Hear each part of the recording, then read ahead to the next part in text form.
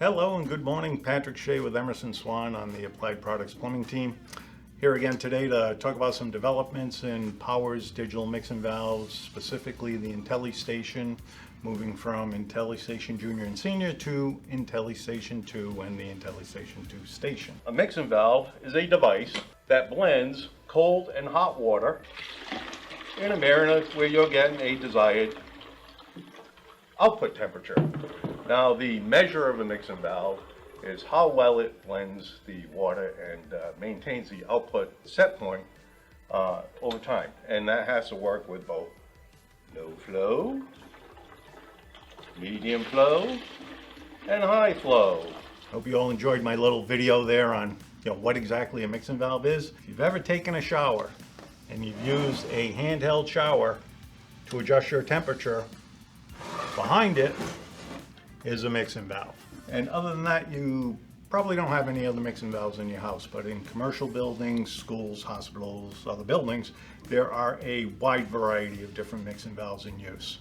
So you start with the master mixing valve, which I'll get into a little bit more detail, and then coming out any individual showers, any lavatory sinks, private sinks, multiple showers, and emergency showers or eye washes all have mixing valves, and they all have to meet specific codes, requirements, so they have some specific features and or functions built into them to meet those certifications.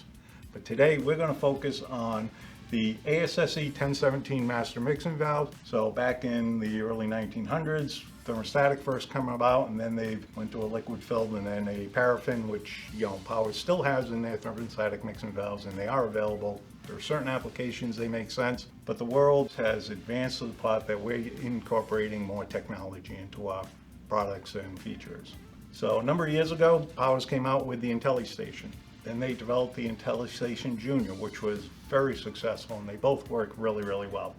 In 2024, we moved on to the IntelliStation 2. And this is kind of blending the IntelliStation Sr and Jr into one valve. One of the big changes that they made when they went to the IntelliStation 2 is they changed the actuator and mixing valve method. They went to a shuttling lobe valve as opposed to a three-way stainless steel mixing valve. We're getting higher flow rates at lower pressure drops. We're actually able to drop down a size to meet the performance level. Industry-wise, we're looking at a 10-pound pressure drop, and what's the flow rate there? Because that's what we're going to size most buildings to. So a 1-inch valve here did 55 GPM. Well, with the IntelliStation 2, we can do 54.8 GPM. So we're basically downsizing one. And when you downsize a valve, that's when we save a lot of money, because every time we go up in a size in the valve, we're going up thousands of dollars in the cost of the product. We don't want to match the pipe size or the capacity out of the domestic hot water system. We want to match what does the fixture count in the building demand for flow rate, and then we're going to size to that. Just like with Junior, very popular option on this is going to be the valve only, which is going to give us 4 sizes, 3/4 up to 2-inch. This is a wholesale stock item for a number of wholesalers in the region, which makes it a little bit more price competitive, but more importantly, on any kind of service call or replacement, it's readily available. You don't have to wait a week or 2 to get the valve in place. And we offer the optional temperature and pressure kit for the IntelliStation 2. And what you'll see on the front side of the valve are these plug ports on the hot supply, the cold supply, and the outlet.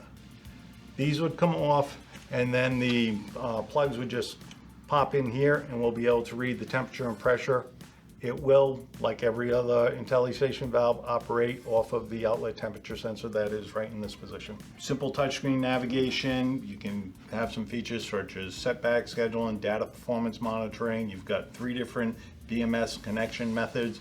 One is using the free Nexa platform. The others are similar to what they had before with an RS-485 cable or an Ethernet modem connection. And with the fully racked system, standard comes the temperature and pressure sensors. Again, this isn't a stock item, so there'd be a cost impact as well as a lead time on it. Some of the important parts would be the actuator and the globe valve, the control box, and then your temperature outlet sensor. And then if you're going to be adding their temperature and pressure sensors, those would come in as well. They all connect and tie in at the side of the control box. They're individual labeled. You'll see an open connection there for the temperature and pressure kit. Any building that has a centralized domestic hot water system is a candidate for digital mixing valve. It used to be a bit more of a fight, but more and more people are familiar with it. They understand the benefits, so it's being asked for in more applications. Not only for new projects or renovations, but also just simple servicing of an old thermostatic mixing valve. We're having a number of contractors that are just going in, cutting those out and replacing with digital. This is the best performance at maintaining set point.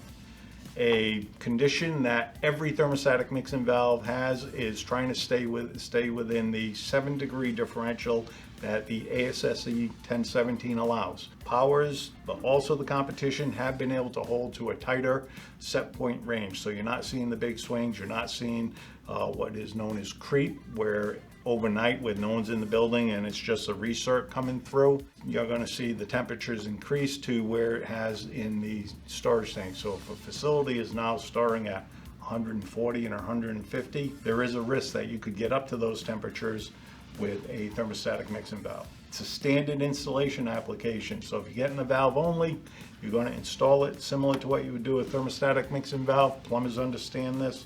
It's much easier commissioning. I'm going to come around and show you in a minute. Minimal maintenance because you don't have as many wetted components. Thermostatic mixing valves have, whether it's a paraffin wax or a bimetal, you've got a lot of things in there that are subject to water degradation and fouling, so you're doing a lot more cleaning. And then we do have the BMS interfacing with this, which isn't really available with thermostatic mixing valves unless you had a separate digital readout. If you look on the screen behind me, you would see that I have temperature and pressure readings, where right now I don't. The only thing I'm seeing is my set point. You'll see it goes from blue to green to yellow. If it's within the 2 degrees, you're staying at the green, right? And then you're also seeing the mixed outlet position. Right now we're trying to get up there so the valve is in almost full open on the hot side. The mix percent is how much open it is on the hot side. I can go into my settings. I pick my temperature. Right, so if I want 120 or 125, I just scroll up to my point.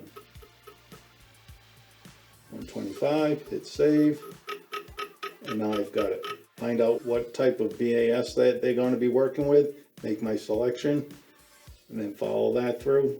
I can come in and I can fill in a schedule where I can put setbacks on every day, every other day, however I want to do it. It's a simple touch and add piece. As you can see, it's reading 11:54 a.m. It's got our date on it. And then on this screen, I can scroll across and it can give me my information. If I have any of the sensors on, I'd be getting readings here.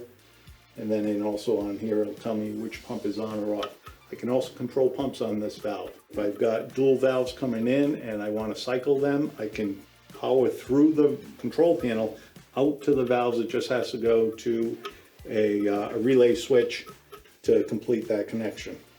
Okay, so that's what we have with the IntelliStation 2. Thank you for watching. If you have any questions, you can reach out to the APP team in Randolph or give me a buzz.